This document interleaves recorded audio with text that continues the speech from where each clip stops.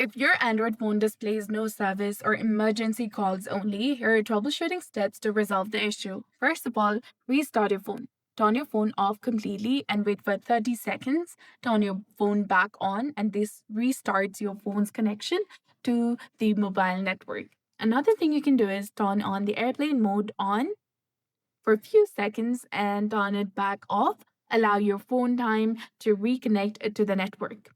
Also, check your SIM card. Remove the SIM card from your phone. Gently clean the SIM card with a dry, soft cloth. Reinsert the SIM card properly.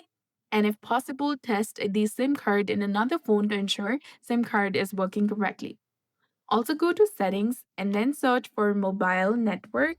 Tap on mobile networks option and then tap on network operators, which is in the bottom.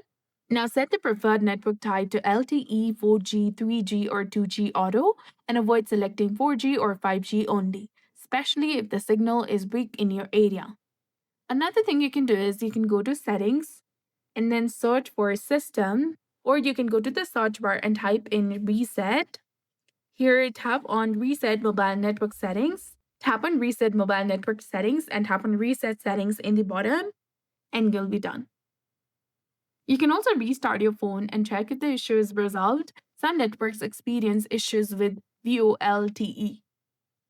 And update the Android system. You can go to settings and then scroll all the way down and tap on your software update option.